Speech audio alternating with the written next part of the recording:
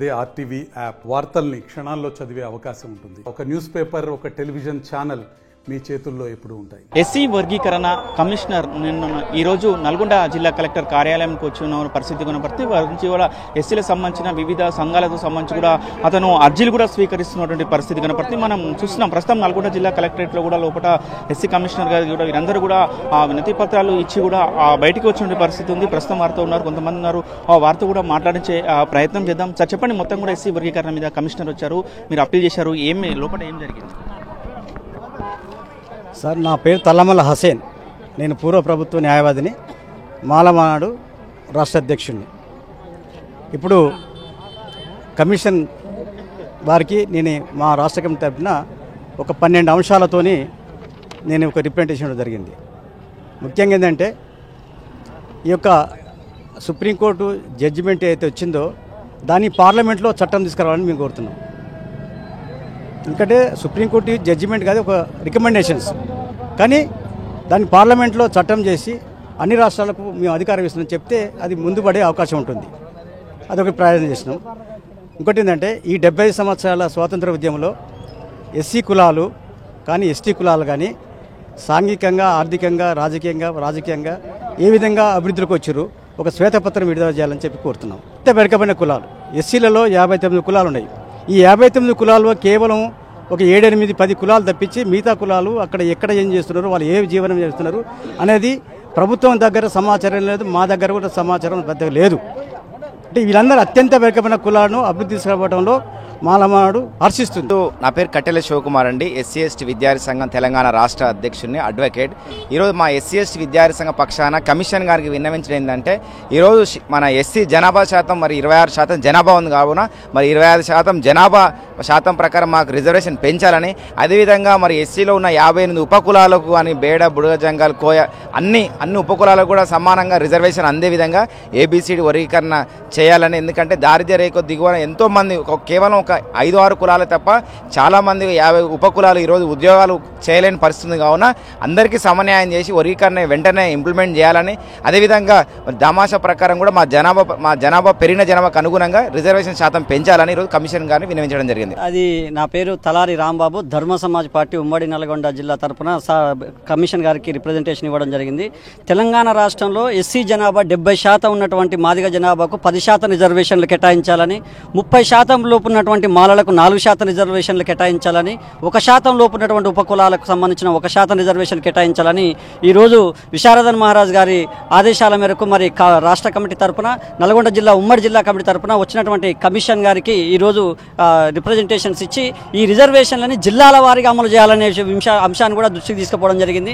ఎందుకనంటే ఉమ్మడి నల్గొండలో, ఉమ్మడి మహబూబ్ నగర్, ఉమ్మడి వరంగల్లో మాదిగల శాతం ఎక్కువ ఉంటుంది కాబట్టి జిల్లాల వారీగా ఈ రిజర్వేషన్లు అమలు చేస్తే ఎక్కువ శాతం ఉన్నటువంటి జిల్లాలో ఉన్న మాదిగలకు ఎక్కువ లాభం జరుగుతుంది, తక్కువ జిల్లాలో ఉన్నటువంటి వాళ్లకు ఆ రకంగా సమభాగస్వామ్యంతో పోతూ ఉంటుంది. ఈ రిజర్వేషన్ల పంపకం అనేది భారత రాజ్యాంగం యొక్క మూల సూత్రానికి అమలు చేసినటువంటి విధంగా ఉంటుంది. కాబట్టి మరి ఈ శాతం రిజర్వేషన్లను పెట్టాలని ధర్మ సమాజ్ పార్టీ తరఫున కమిషన్కి లెటర్ అందజేయడం జరిగింది. సార్, ఇది సుదీర్ఘమైన పోరాటం, సామాజిక న్యాయమైన పోరాటం మందకృష్ణ మాదిగ గారి నాయకత్వంలో 35 సంవత్సరాలుగా నడుస్తున్నది. గతంలో కూడా 2004లో కూడా మన టీడీపీ గవర్నమెంట్ చంద్రబాబు ఉన్నప్పుడు ఏబిసిడి వర్గీకరణ అయింది. దాని ప్రతిఫలాలు కూడా వ్యవస్థలో, సమాజంలో అందరి దృష్టిలోకి ఆ ఫలాలు అనేది, ఆ వ్యత్యాసం అనేది క్లియరెన్స్గా ప్రభుత్వ లెక్కల ప్రకారం అప్పటిది. దానికి అనుగుణంగానే మేము ఉంటున్నాము తప్ప మాకు ఎవరైతే వ్యతిరేకులు ఉన్నారో మాల సోదరులు వాళ్ళే సుప్రీంకోర్టుకు పోయారు, కానీ మేము పోలేదు. సుప్రీంకోర్టుకు పోయి ధర్మశాసనం అది కొట్టివేయడం, రద్దుపరిచి పార్లమెంట్ ద్వారా చేసుకోవాలనుకున్నారు. మళ్ళీ మేము పోరాటం చేయడం జరిగింది. అన్ని రాజకీయ పార్టీలను సమీకరించుకోవడం, అందరి మద్దతు కూడా కట్టుకోవడం, రాజ్యాంగ మూల సూత్రాన్ని కట్టుబడి సామాజిక న్యాయం జరగాలనే ఈరోజు భారతదేశ అత్యున్నతమైన సుప్రీంకోర్టు మరి తీర్పు ఇవ్వడం, ఆ తీర్పును అందరూ కూడా గౌరవించవలసిన బాధ్యత మన మీద ఉన్నది. మనం ఏదైతే రిజర్వేషన్లు కావాలి, రిజర్వేషన్ల అంటరాని అన్టచబుల్గా ఉంటున్నామో ఆ వర్గాల అందరం కూడా సమన్వయంతో రాజ్యాంగంలో ఉన్న అంబేద్కర్ మూల సూత్రాన్ని కట్టుబడి అందరం కూడా వర్గీకరణ కట్టుబడి ఉండాలని ప్రతి ఒక్కరిని కూడా కోరుతున్నాం. వర్గీకరణ జరగాలని మేము డిమాండ్ చేసినాం. వినతి పత్రం ఇవ్వడం జరిగింది. చెప్పండి, మీరు ఎక్కడి నుంచి వచ్చారు? నా పేరు చేకూరు గణేష్ మాదిగా, నేను ఎంఆర్పిఎస్ రాష్ట్ర వర్కింగ్ ప్రెసిడెంట్ని. ఈరోజు కమిషనర్ గారికి మేము ఒకటే వినతి పత్రం ఇవ్వడం జరిగింది. ఆగస్టు 1వ తారీఖు రోజు సుప్రీంకోర్టు తీర్పుకు అనుకూలంగా తెలంగాణ రాష్ట్రంలో వెంటనే జనాభా తమాషా ప్రకారం 70% ఉన్నటువంటి జనాభాలో 70% ఉన్నటువంటి మాదిగలకు ఖచ్చితంగా న్యాయం జరిగే విధంగా మాదిగ ఉపకులాలకు వర్గీకరణ ఎవరెవరి జనాభా తమాషా ప్రకారం ఇవ్వాలని చెప్పి ఈ సందర్భంగా వారికి వినతిపత్రం చేయడానికి ఒక 15 అంశాల మీద దానికి వారు త్వరలోనే రిపోర్ట్ ఇస్తామని చెప్పారు. అప్పటి వరకు కూడా వర్గీకరణ రాష్ట్రంలో అమలైనంత వరకు కూడా ఎలాంటి నియామకాలు చేపట్టదని కూడా ఈ సందర్భంగా రాష్ట్ర ప్రభుత్వం డిమాండ్ చేస్తున్నారు. మాదిగ ఉద్యోగుల సంఘం జాతీయ ప్రధాన కార్యదర్శిని గౌరవ శ్రీ మందకృష్ణ మాదిగ గారి నాయకత్వంలో గత 30 సంవత్సరాలుగా ఎస్సీలలో ఉన్న 59 ఉపకులాలు కూడా డాక్టర్ బిఆర్ అంబేద్కర్ రాజ్యాంగంలో కల్పించిన రిజర్వేషన్ అందరికీ కూడా సమానంగా జనాభా దామాషా ప్రకారం అందాలని కృష్ణమాదిగ గారి యొక్క పిలుపుని అందుకొని ఇప్పటి వరకు కూడా 30 సంవత్సరాలు మా యొక్క ఆకాంక్ష ఏదైతుందో వర్గీకరణ కాలేదు. ఇప్పుడు ఏదైతే తెలంగాణ రాష్ట్ర ప్రభుత్వం ఏకసభ్య కమిషన్ ఈరోజు నల్గొండకు రావటం, ఈ నల్గొండకు వచ్చిన జస్టిస్ షమీం అఖ్తర్ గారిని మాదిగ ఉద్యోగుల సమాఖ్య రాష్ట్ర కమిటీ, జాతీయ కమిటీ మరియు జిల్లా కమిటీ పక్షాన వారికి ఒక రిప్రజెంటేషన్ ఇవ్వడం జరిగింది. మా అప్పీల్ ఏంటిదంటే 59 ఉపకులాలు కూడా జనాభా దామాషా ప్రకారం రిజర్వేషన్ సౌకర్యాలు అందాలని, అప్పుడు మాత్రమే ఈ యొక్క ఎస్సీలలో ఉన్న అణగారిన కులాలకు న్యాయం జరుగుతుంది. అణగారిన కులాల వారికి విద్య, ఉద్యోగ, ఉపాధి రంగాలలో కూడా లబ్ధి పొందుతుంది. కాబట్టి ఆ దిశగా రాష్ట్ర ప్రభుత్వం సానుకూలమైన నిర్ణయం తీసుకోవాలని ఈ సందర్భంగా మేము మాదిగ ఉద్యోగుల సమాఖ్య తరఫున రాష్ట్ర ప్రభుత్వానికి, గౌరవ శ్రీ ముఖ్యమంత్రి గారికి, రేవంత్ రెడ్డి గారికి విజ్ఞప్తి చేస్తా ఉన్నాం. ఒకటేనా, రాజ్యాంగం కల్పించినటువంటి హక్కుల్ని రాజ్యాంగం కల్పించినటువంటి హక్కుల్ని ప్రజలందరికీ అందాలి. రిజర్వేషన్లో డాక్టర్ అంబేద్కర్ గారు ఎందుకు ప్రవేశపెట్టారు? సమాజంలో పేదవారు కూడా, అణగారిన వర్గాలు కూడా ఉన్నతమైన స్థానంలో నిలవాలని, రాజ్యాంగ ఫలాలు అది అందరికీ అందాలని, ఆర్థిక ఫలాలు అందరికీ అందాలని, సమన్యాయం జరగాలని, సమానత్వం జరగాలని, సాధికారత జరగాలని, ఆ లక్ష్యం కోసమే ఈ యొక్క రాజ్యాంగంలో అంబేద్కర్ గారు రిజర్వేషన్లు పెట్టారు. కొంతమందికే రిజర్వేషన్ ఫలాలు అందితే మిగతా సమాజంలో ఉన్నటువంటి యొక్క ప్రజలు వాళ్ళు ఇంకా పేదరికంలో ఉన్నారు.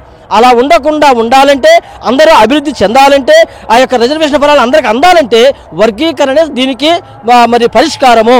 కాబట్టి మా ఎస్సీలో ఉన్నటువంటి 59 కులాలని ఎస్సీ ఏబిసిడీలుగా వర్గీకరిస్తే జనాభా దామాషిక ప్రకారము వారికి రావాల్సినటువంటి ఫలాలు వాళ్ళకి అందుతాయి. తద్వారా సమాజంలో వాళ్ళు కూడా ముందుకు పోవడానికి అవకాశం ఉంటుంది. కాబట్టి ఆర్థిక ఫలాలు అందాలంటే వర్గీకరణ చేయాలి. అంటే ఎవరైతే సమాజంలో ఉన్నటువంటి అందరూ డెవలప్ అయితేనేమే జిల్లా డెవలప్, రాష్ట్రం డెవలప్, దేశం డెవలప్ అవుతుంది. కొంతమంది డెవలప్ అయితే అది డెవలప్మెంట్ కాదు. కాబట్టి సమాజంలో అందరూ డెవలప్ కావాలంటే ఈ యొక్క వర్గీకరణ 100% ఈ ప్రభుత్వం చిత్తశుద్ధితోటి చేస్తుందని నమ్మకం మాకుంది.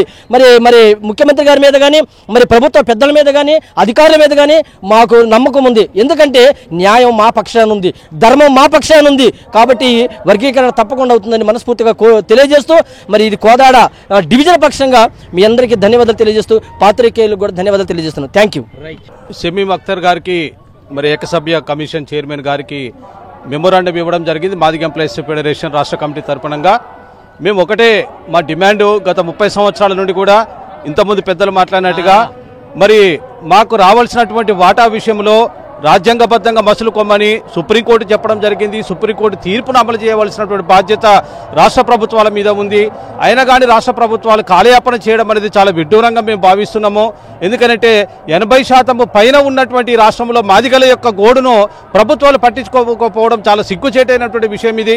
ఇప్పటికైనా ప్రభుత్వాలు కమిషన్ యొక్క రిపోర్టును తీసుకొని వెంటనే మరి రాబోయేటువంటి అనేకమైన నోటిఫికేషన్స్ను నిలుపుదల చేస్తూ మరి మాకున్నటువంటి యొక్క జనాభా దామాషా ప్రకారం 80% రావాల్సిన వాటాను మాకు 80% చేసి పెట్టవలసినటువంటి బాధ్యత మరి యొక్క ప్రభుత్వం మీద ఉందని గుర్తు చేస్తూ మరొకసారి ఈ యొక్క కమిషన్ తొందరగా మరి ఈ రిపోర్టు ప్రభుత్వం సమర్పించి మాకు న్యాయం చేస్తారని మేము ఆశిస్తూ మాదిగలమందరం కూడా, ఉపకులాలమందరం కూడా దీని కొరకు మేము వెయిట్ చేస్తున్నాము.